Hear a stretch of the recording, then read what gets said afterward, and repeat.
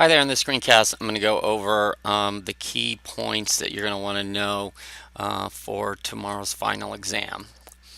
Okay, so the first thing you should know is what it means to compile code. Compile code means converting the text-based commands that you write in an IDE, such as the VEX Robot C program. It means converting that code into binary so that the robot can run it. Okay, then you want to know about curly braces and what blocks of code are. Any section of code that's within a procedure or a loop or an if statement must be enclosed in curly braces. There'll be one opening curly brace and then one closing curly brace at the very end after the code that's associated with it. Execution of a Robot C program always starts in the main method. So you'll see something that says task main, and then after that there'll be an open curly brace, and then you'll have all of the lines of code that will get executed in a linear fashion, meaning first down, going from top to bottom. Okay, you want to recognize that 2 forward slashes represent a single line comment that don't impact how a robot operates or a program runs. They are just like little notes to programmers so that programmers can understand what a program's doing. In Robot C, completely blank lines of code do not have any impact on how a program is being run. Robot C is a case-sensitive language, meaning capitalization of letters makes a difference between your code running and it not running. It's useful to name motors and sensors in motors and sensors setup because then in your code, instead of referring to, the motor in position, in port, whatever, you can give it a logical name that makes sense so that it makes your code easier to read and write. When you do name motors and sensors, automatically generated pragma statements will be put into the top of the code window. Those are statements that you shouldn't change. They basically map the ports to names, the sensors and motors names to the ports that they are connected to. Okay, what are conditional statements and loops? So conditional statements allow your program to do one thing in one case and another thing in another case. So typically what happens is you have the word if, and then you have some condition that can be tested right when the if statement is being executed to be either true or false. So in our programming, frequently it's if the value of some sensor variable is greater than 100, have the robot do this, else have the robot do something else. Okay, so that's a common usage of a conditional statement. A while loop, on the other hand, causes the code inside to repeat as long as the condition is true.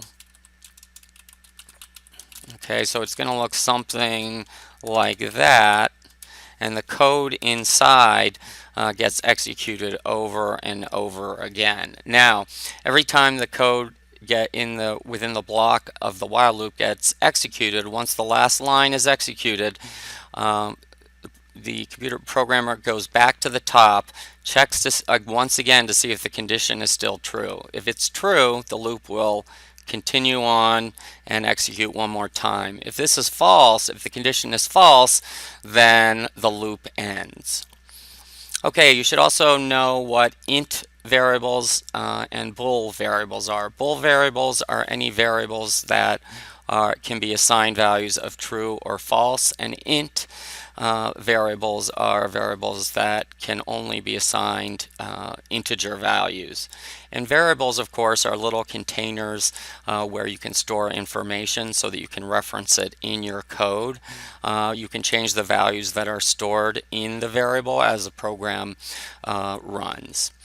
Okay, what is a procedure and what's the difference between writing a procedure and calling a procedure?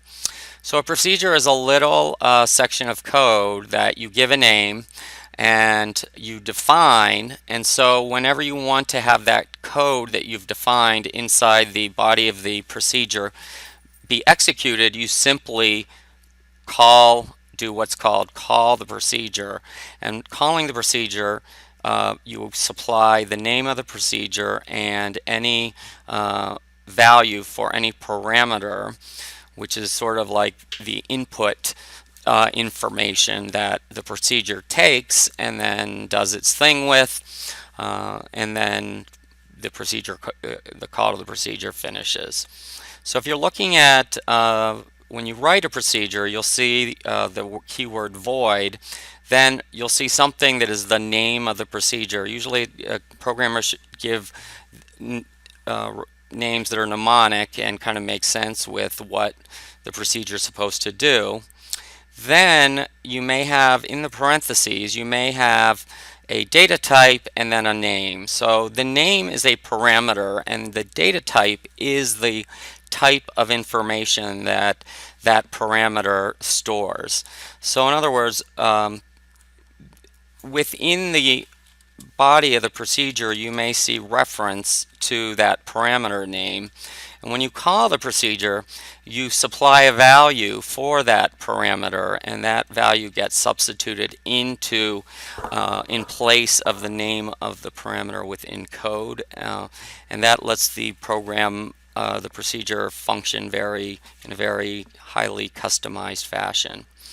So here I have a procedure called move down. Now I didn't write any code that in the body of move down, but there would be code there. And now over here in task main, I'm actually calling move down. So here I am, I give the name of the procedure, and then I supply a value for the parameter. So the parameter dist, when I call it with the number 100, any place inside the procedure, so for example, I might say, motor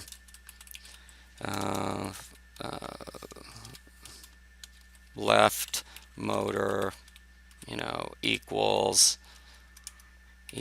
dist. Okay, so when I call, move motor 100, the 100 would get substituted into the procedure in place of dist, and the code would execute with that value being 100. So procedures are useful because they avoid repetition of code. Because if you have a specific sequence of events you want your robot to carry out, and there's numerous times in your program where you want that to happen, if you write that sequence of events as a procedure, then you don't have to rewrite all of those lines of code, repeatedly every time you need to execute that code. You just specify the name of the procedure. So that saves a lot of space and code redundancy, and that's one of the main reasons procedures are used.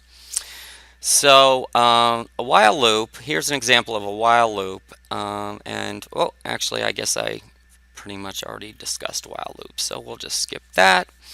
How do you get a robot to move in a circle? Well, if you turn one of the motors, give it power, much greater power than the other motor as far as the drivetrain motors, making one wheel move faster than the other one, even though they're still going in the same direction, the robot will turn, and the wheel that's moving faster will automatically kind of go to the outside of the circle. All right, what does wait 1 msec mean? It means really wait 1 second before stopping any the execution of code or the event that occurred right before the statement wait 1 msec. So this is in milliseconds, so 1,000 would be 1 second. So what does changing motor polarity do? These are direct current motors, so if current can flow either direction. If it flows one direction, the motor will turn in one direction.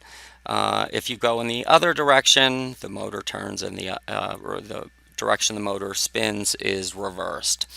So this is how you make something go forwards or backwards, by changing, altering the polarity of the motor. And that's something that the motor controllers do, which we are actually installed on our robots, even though we haven't paid too much attention to them.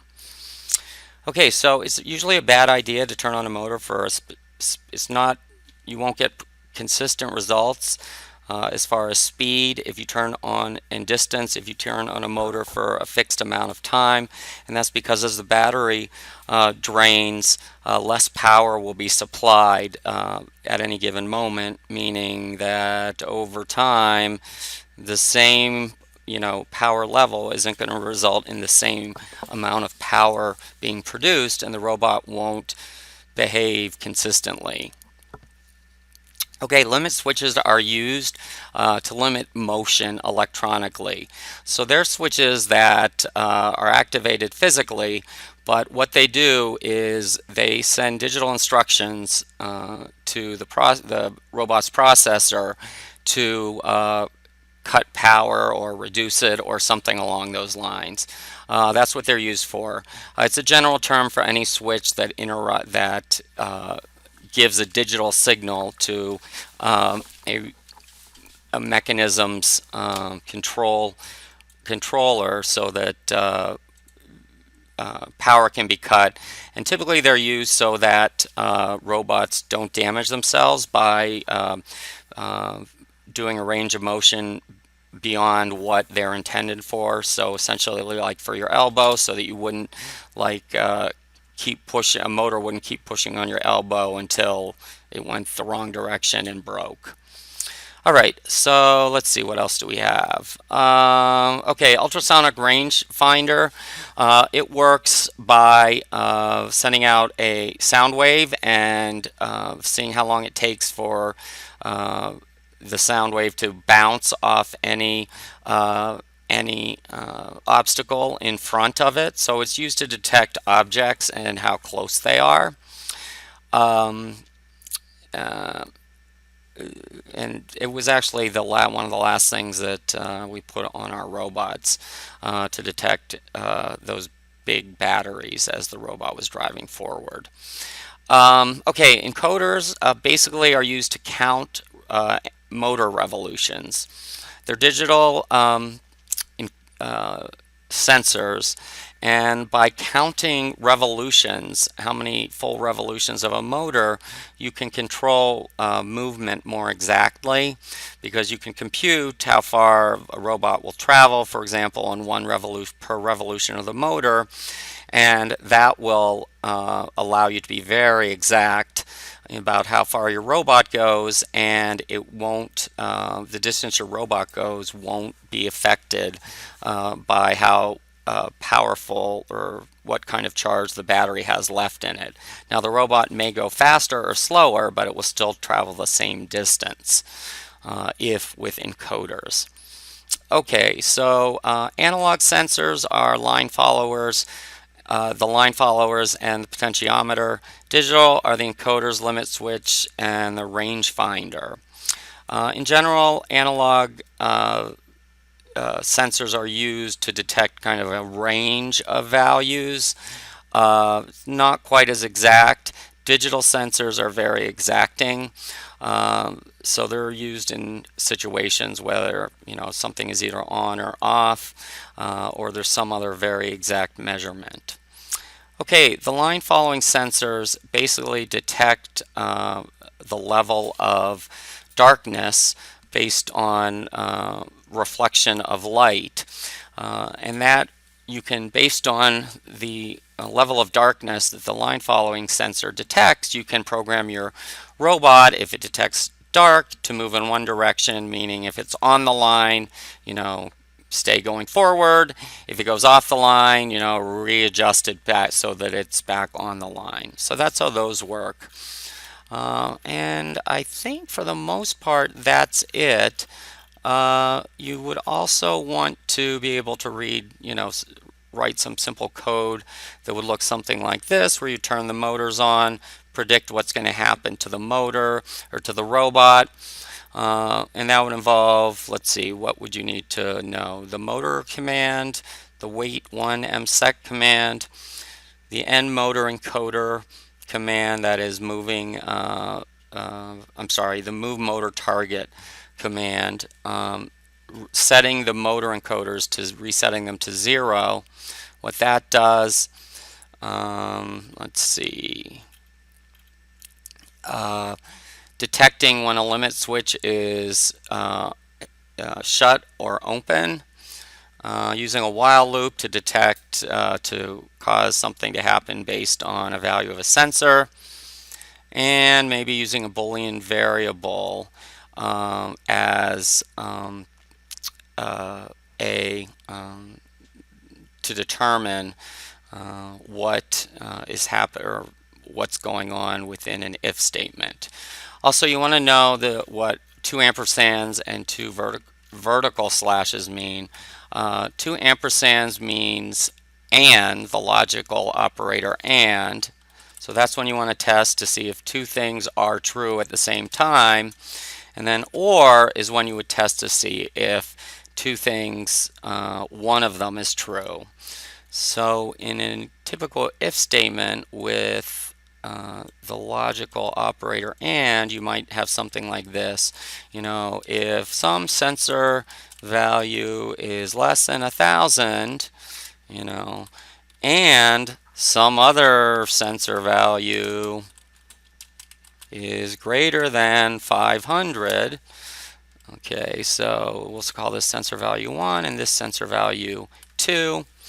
So if that is true, then you would take some course of action, but it would only be if you wanted both, if both of those things had to be true.